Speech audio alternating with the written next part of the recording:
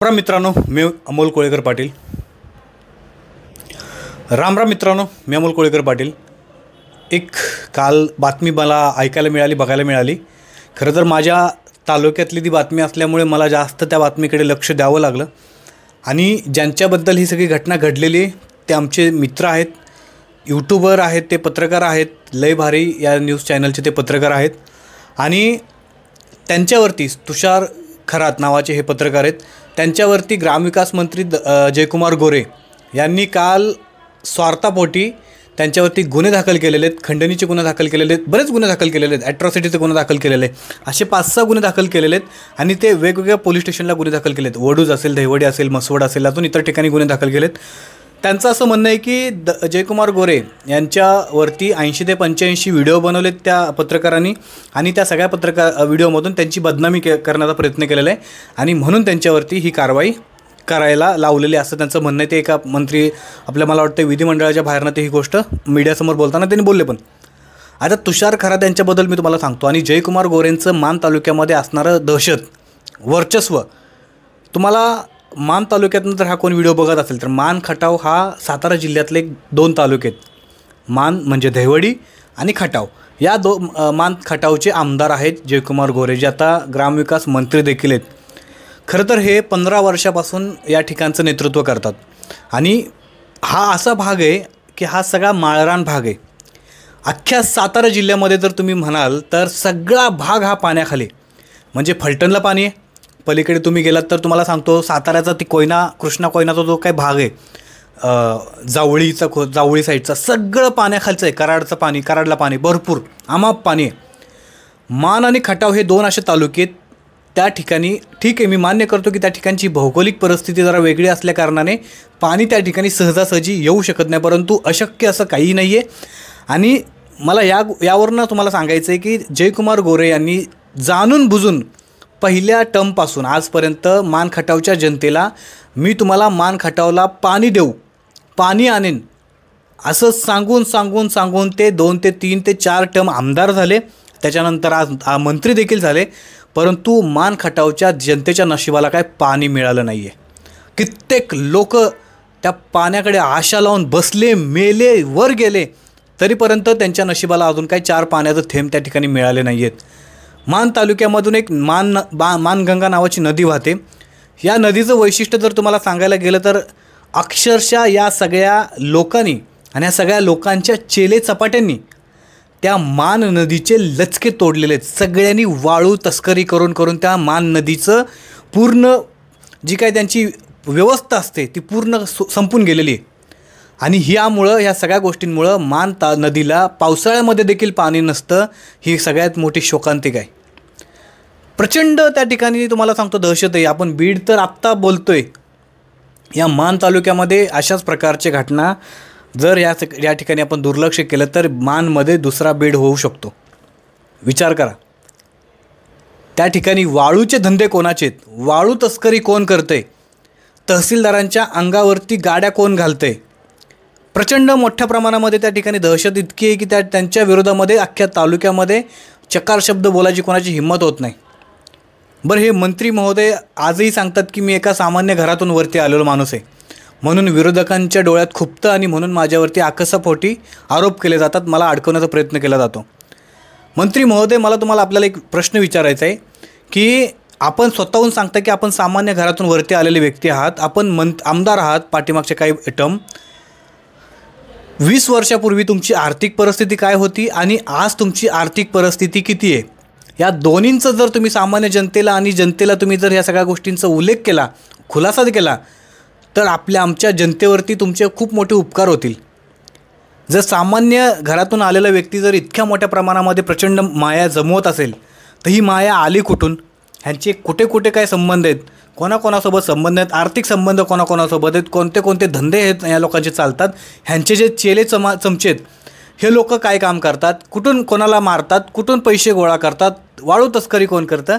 आणि मान खटावच्या तालुक्यामध्ये आणखी एक या सगळ्या गोष्टीमध्ये तुम्हाला सांगतो, या ठिकाणची जनता, अर्धी जनता तर धनगर समाजाची असल्यामुळे या ठिकाणी मेंढपाळ हा त्यांचा प्रामुख्याने व्यवसाय आहे. आणि ही सगळी धनगराची लोकं पोटापाण्याची खळगी भरण्यासाठी आपल्या जनावरांना घेऊन ते इतर परदेशांमध्ये निघून जातात, भागामध्ये निघून जातात, म्हणजे लातूर इकडं कराड साईडला ज्या पाण्याच्या भागात आहे. आणि आजही त्या ठिकाणची परिस्थिती इतकी भयान आणि बिकट आहे की मंत्री महोदयांना आपल्या स्वतःच्या कर्तृत्वाची लाज वाटली पाहिजे.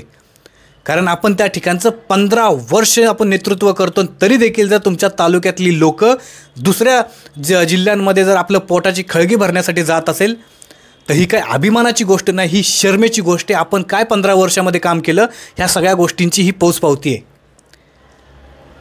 तुम्ही काय केलं, मान तालुक्यातल्या जनतेला एकतर त्रासलेली होती, त्या ठिकाणी पावसाळ्यात देखील पाणी मिळत नाही, म्हणजे उन्हाळ्यात तुम्ही काय त्या ठिकाणची परिस्थिती असेल तुम्ही विचार करा.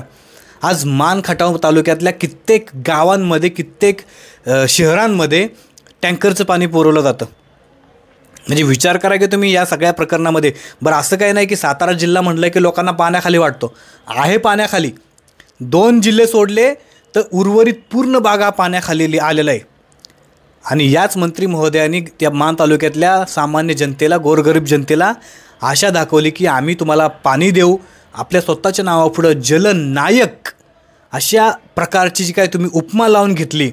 खरं तर एवढं लिहिण्यापेक्षा जर त्या सामान्य जनतेला, आमच्या मान तालुक्यातल्या जनतेला पाणी पाजलं असतं तर तुमचे उपकार आमच्यावरती झाले असते. परंतु तुम्ही आम्हाला पाणी न पाजता तुम्ही आमचे जर रक्त प्यायला चालू केलं असेल तर मात्र एखादा पत्रकार मग बोलायला चालू करतो, बोलल्यानंतर त्याची भाषा घसरते आणि ह्या सगळ्या गोष्टी झाल्यानंतर मग तुम्हाला वाईट वाटतं, तुम्हाला राग येतो आणि म्हणून तुम्ही त्या पत्रकाराच्या वरती इतके सगळे गंभीर गुन्हे दाखल करायची, इतके त्या पत्रकाराला नाहक त्रास द्यायचा, हा तुमचा जाणून बुजून केलेला तुम्ही प्रयत्न आहे, जेणेकरून तुमच्या विरोधामध्ये कुणीही बोलायला तयार नाही. तुम्हाला मी तुषार खरातांची एक गोष्ट सांगतो, आणखी एक तुम्हाला गोष्ट सांगतो की मान खटावमध्ये लोक पाणी मागत होते आणि आम्हाला आशाही तशीच दिली होती. जयकुमार गोरे यांनी सांगितलं की मी तुम्हाला पाणी आणून देऊ. त्या ठिकाणी बऱ्याच धरणातलं पाणी वगैरे त्यांनी आणायचा काय प्रयत्न केला, काय कुठपर्यंत प्रयत्न केला, कशा प्रकारचा प्रयत्न केला अजिबात काय माहीत नाही. कारण मान तालुक्याच्या जनतेच्या नशिबाला अजूनपर्यंत पाणी काही मिळालं नाही आहे. निवडणूक आली का पाणी येतं, निवडणूक गेली का पाणी गेलं. ही सिजनेबल पाणी असं नक्की कुठनं तुम्ही आणलेलं आहे की निवडणुकीच्या प्रचारामध्ये तुमच्या नद्यांना पाणी दिसतं आणि एकदा का निवडणूक निघून गेली का त्या नद्या तशाच कोरड्या पडलेल्या असतात. अख्ख्या नद्यांचे तुम्ही लचके तोडलेले आहेत. अख्ख्या मान नदीची वाळू तस्करी केलेली आहे. त्या मान नदीकडे जर बघितलं ना तुम्हाला बघावं असं वाटणार नाही, इतकी भयान अवस्था त्या नदीची केलेली आहे. नदी आहे का ओढा आहे हा देखील तुम्हाला समजणार नाही. ही वाळू तस्करी केली कोणाची. त्या ठिकाणी आता वाल्मिक कराडचे डंपर चालतात आपण म्हणतो ना बीडमध्ये, मान तालुक्याचे डंपर कोण चालवतं त्यांच्याकडे जरा एकदा बघा. मान तालुक्यामध्ये दहिवडीच्या तहसीलदारांच्या अंगावरच्या पायावरती वाळूचा डंपर कोणी घातला त्याचीही माहिती काढा, मग तुम्हाला कळेल मान खटावच्या तालुक्यातल्या जनतेला काय काय समस्या आहेत. या सगळ्या प्रकरणामध्ये मान तालुक्याच्या जनतेने एक मागणी केली होती की बाबा आमच्या तालुक्याला पाणी पोचवा, पाणी द्या. आमची भौगोलिक परिस्थिती माळरान असल्यामुळे, डोंगरदऱ्या असल्यामुळे या ठिकाणी पाण्याचा जास्त साठा होत नाही, तर तुम्ही तशा प्रकारचे काही उपक्रम करा.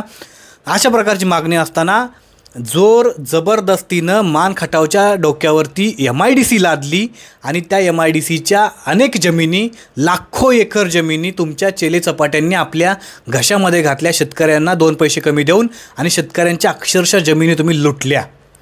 ह्या सगळ्या प्रकरणामध्ये कोण बोलायला गेलं तर तुम्ही तुमच्या बंगल्यावरती नेऊन त्यांना प्रचंड मारहाण करता. किती तुमच्यावरती आरोप करायचेत. एक प्रकरण तुमच्या देवेंद्र फडणवीसांना माझं विचार नाही, याच मंत्र्यांवरती 2-3 दिवसापूर्वी फलटणच्या एक आपली महिला आहे, त्या महिलेने गंभीर आरोप केले होते. खरं तर ही प्रकरण 2019 आहे, जुनं प्रकरण आहे.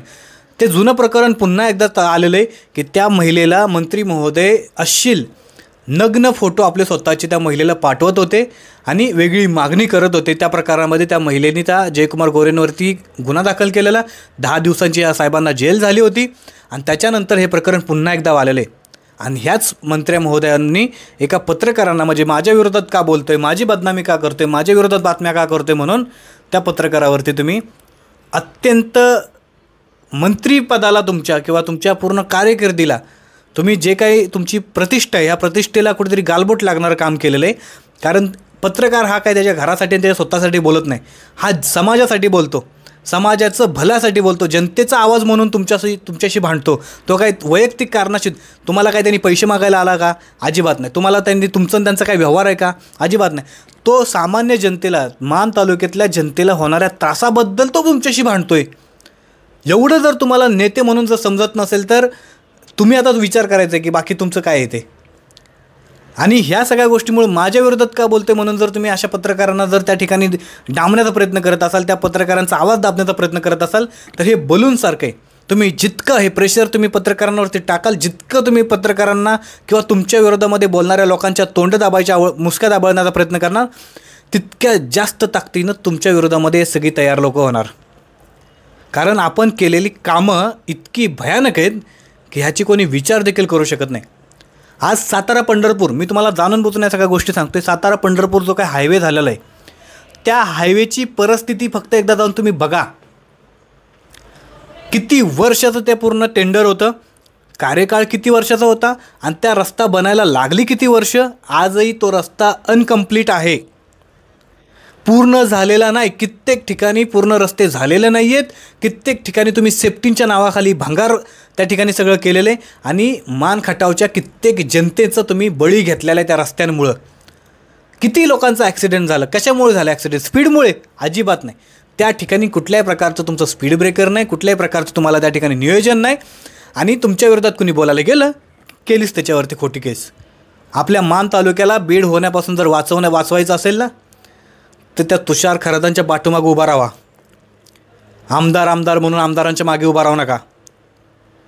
तुषार खरात काय स्वतःच्या घरासाठी, स्वतःच्या आया बहिणींसाठी किंवा स्वतःचं संपत्तीसाठी काय बोलत नव्हता. अख्ख्या मान तालुक्यातले पत्रकार हे विकले गेलेले आहेत का, हा देखील प्रश्न आहे. कारण या आमदारांच्या विरोधामध्ये बोलायची कुणीही हिंमत करत नाही.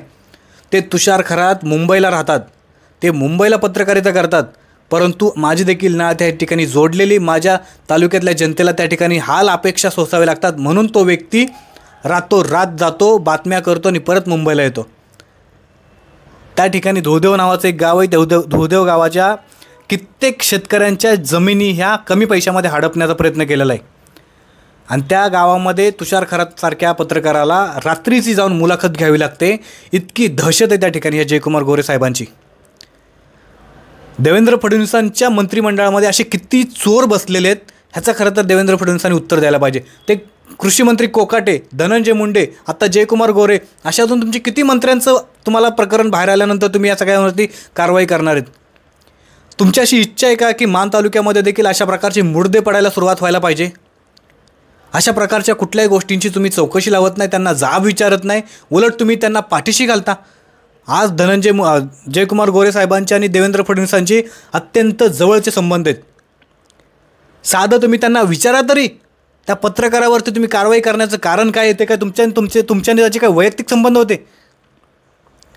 तुमचं आणि त्या पत्रकारांचं काय वैयक्तिक भांडण होतं का? तुमचं आणि त्या पत्रकारांचं काही आर्थिक देवाणघेवाण होते का? तुमचं आणि त्या तो पत्रकार तुमच्या ठिकाणी काय तुमच्या जमिनीवरती तुमची जमीन कब्जा केली का, हडपली का?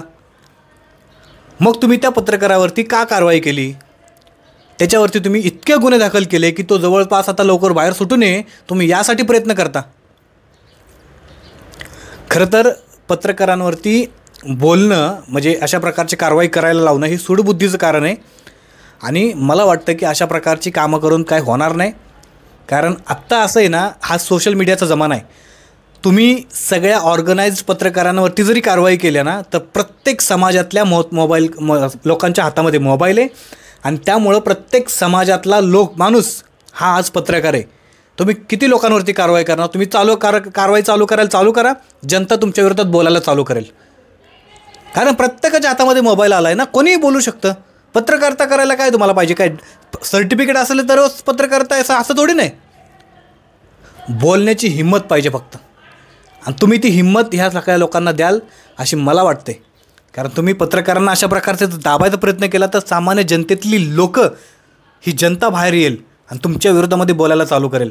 मग त्यावेळेला तुम्ही विचार करा की तुम्ही किती लोकांवरती गुन्हे दाखल करू शकता. खूप गोष्टी आहेत बोलण्यासारख्या, खूप गोष्टी आहेत. माझा स्वतःचा तालुका आहे, माझ्या तालुक्याचे ते आमदार आहेत, म्हणून मला सगळ्या गोष्टी माहिती आहेत. तुषार खरातांवरती केलेली कारवाई इल्लीगल आहे, चुकीची आहे.